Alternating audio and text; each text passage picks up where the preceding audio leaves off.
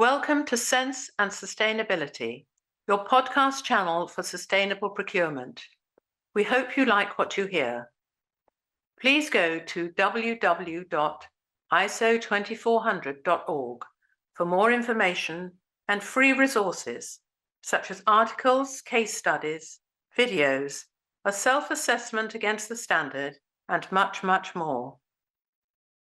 Hello and welcome to Sense and Sustainability, your sustainable procurement podcast. I'm Sean McCarthy, a director of Action Sustainability Community Interest Company.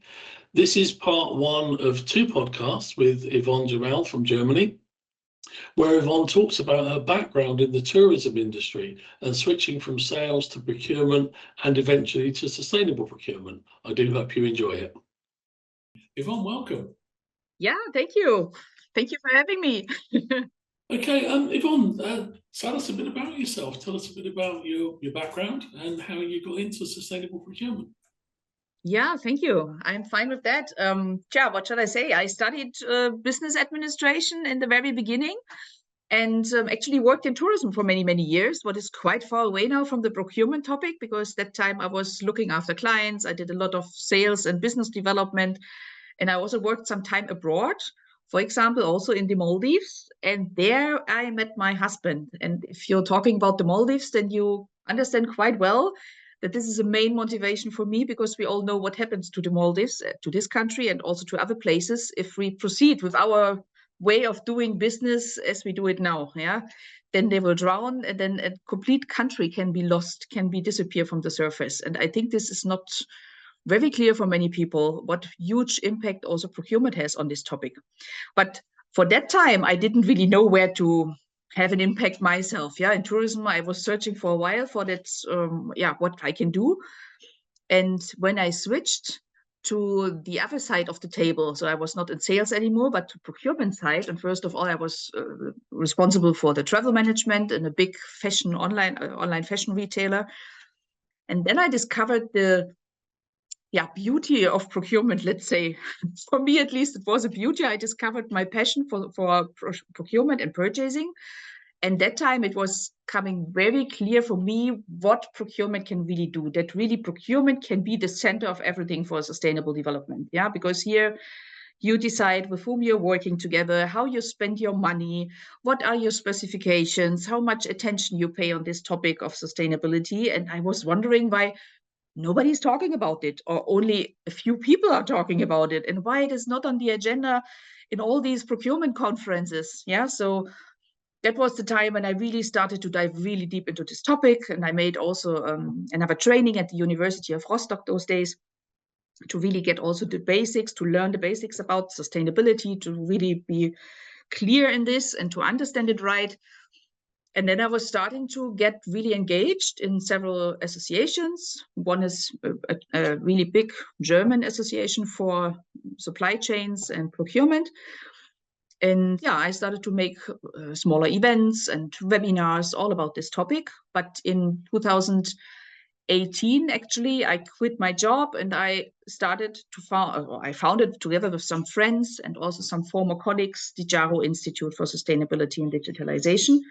And we had the mission, and we still have this mission, to make sustainable business the new standard, really to help procurement professionals to understand their responsibility. And we talk procurement language. That's always helpful, because we can really explain them how they can integrate sustainable practices in their daily business. And we really want to motivate them. We don't want to scare them. We want to show them the big picture and what influence they can have, and why this all belongs together and is connected with each other. But mainly we want to show them how they can do it. Yeah, because everybody's talking, you should do this or that, and there are certain regulations, but most procurement professionals are, quite scared and quite, how shall I say, insecure how they should do it. Yeah, how can they really implement sustainable procurement practices? And that's our main mission, to show them this and to help and to support the big change, the big social and ecological transformation of our economy. I like the way you say procurement is at the centre of everything around sustainability, because it is, and you know, a lot of organisations, most organisations deliver most of what they do through their supply chain, so it's becoming more and more Yeah. critical.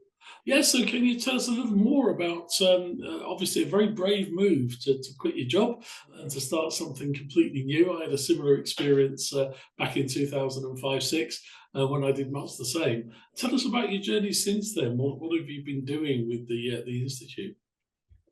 Yeah, actually, we were a bit, let's say, naked when we started, because we had an idea of what we want to do, but we didn't know concrete what the people need in detail. Yeah, so we thought, okay, first of all, we have to bring this topic to the agenda.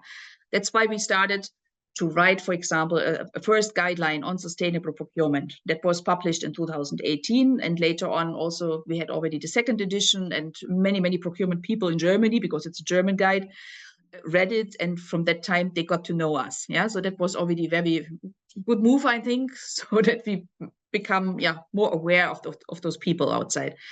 And then we started to go to conferences, to make presentations, to make workshops with the procurement professionals, to tell them what they can do and show them how they can do it and what is a structured way to do it. Because we saw that many people are interested in this topic, but as I said before, they're getting lost, because they find something here and something there, and they know about human rights, and they know about this climate change, and they hear something here and this, but they all are lost. Where should I start? What is important? What should I do later? What should I really focus on? So we show them what is the materiality analysis. How can you do this even in procurement? How you find your structure, your kind of red line, your roadmap. What are you doing first and next? And who can help you? Who can support you? And with whom should you talk within your company, but also outside your company? All these kind of things. So we started to go into this discussion. And then we saw, after about 1 year later, that the people came and said, okay, good. We understand we have to do something. We understand why we have to do it. And we understand that we have a big influence on this. But please help us more how to do it. Yeah, so we saw, okay, just to have a workshop is not enough. We need to find something else. And then even Corona came, and we thought, come on, now that we have this awareness, now we can't go to any conferences. What shall we do? Yeah. And we used the complete year 2020 to put all our know-how and all our network that we had, already people who we are working with, collaborating with, who are already members of JARO and so on. And we had this idea and said, look, why don't we bundle all this know-how, all this knowledge in an e-learning? Because this is something, if there's Corona or not, and even if it's over, you can learn it 24/7 from any place you like. And we make it international. We make it from the beginning in English, and we show the people how they can do it. So we can go into more detail, and we want to make it flexible and modular. And that's what we did. Yeah. So in 2021, we launched this, first of all, only in English. Now, in the meantime, we have it also in German and also translated in Mandarin. And that was a big step for us. And it helped us also because we can't provide it for free, unfortunately, but with this income, we can further develop this. So we want to put more content, more modules, more languages in the future. So that's actually something what helped us a lot to get more followers, more people who got to know us, more people who reach out to us. So this was really a good step. And furthermore, we also started to do regular research. So we already had 2 studies on sustainable procurement and responsible supply chains. We will start our 3rd round now this summer. Then we will go out with a new evaluation again to present the results at the beginning of 2025. And what was also very exciting has been especially the last year, because in the last year, we developed our own KPI framework along the ESRS chapters and based on the UNRISD manual that is out there.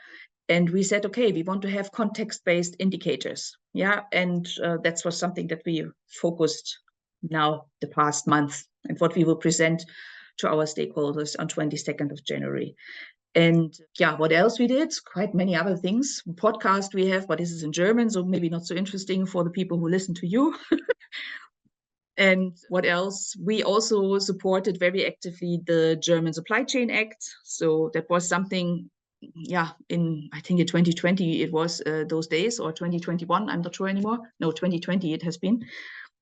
And that time I was just a little bit nervous because this one big association in Germany didn't want to be active in this part. They didn't want to make any positioning. Yeah, they didn't want to reach out to the politicians when this discussion was about this law. And we said, we have to say something. Yeah, it's affecting procurement and supply chains massively. Yeah, so why nobody from our function is talking about this? Yeah, also one thing that was somewhere hidden, and yeah, there were managing directors talking about it, sustainability managers talking about it, but no procurement professionals talking about it. And I was, my goodness, how can this be? And we thought with our members, okay, then let's find a way to make a kind of position paper.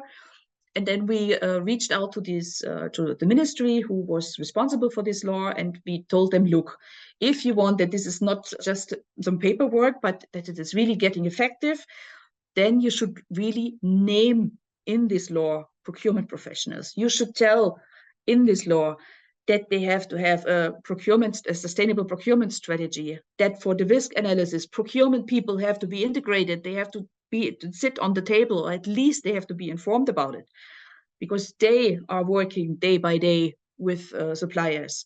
And you have to ensure that they have a sustainable procurement program with concrete activities, yeah, relevant activities, that they educate their people for that, because they are all not really capable of doing so at the moment, because they don't have the knowledge, the know-how. It was not a, yeah, there were no skills that were requested before, yeah, because it was only just about cost saving and about negotiations and about some other things, but not about sustainability in the past. So we said you have to educate the people, that they understand why they have to do it and how they can do it. Yeah, and the same is that you have to support your suppliers in your supply chain. You can't just say you have to do this or that. You have to explain them, and you have to support them and help them and work hand in hand together, that we improve our supply chains. So these were the things that we addressed, and we didn't hear for several months anything. And then after a while, we saw the last draft, and then we thought, oh my goodness, this is all mentioned there. And I said already last time in our pre-conversation, I was so impressed those days. I was so much, yeah, how shall I say? I was so much excited about the democracy, that it really works, that we were heard, and that it was integrated and implemented in this law, that I thought, wow, that was really a big moment also for us, and it motivated us to go on with this and yeah, to follow this path. Yvonne, thank you. Lots of stuff and lots of questions to come out of that. First of all, a German language podcast. We'd love Yes. to have a link with them, please, because ISO 2400 is very much a multilingual site. And we have very little in German. So if you've got stuff in German that you're prepared to share free of charge, please do send us the links over, and we'll promote Yes. them. Because yeah, we try to do as much in as many languages as we can, but of course, being typically British, I only speak English, so that makes it a little bit difficult for me. But fantastic, yeah, thank you for that. So thanks very much to Yvonne for explaining a little about her background and how she came to get involved in sustainable procurement. Please do look forward to part 2 of her interview, where she talks about work that she's doing in Germany. Thank you. Thank you for listening to our podcast on sense and sustainability. Please listen out for more episodes. For more information, learning resources, tools, and much more on sustainable procurement, go to www.iso2400.org.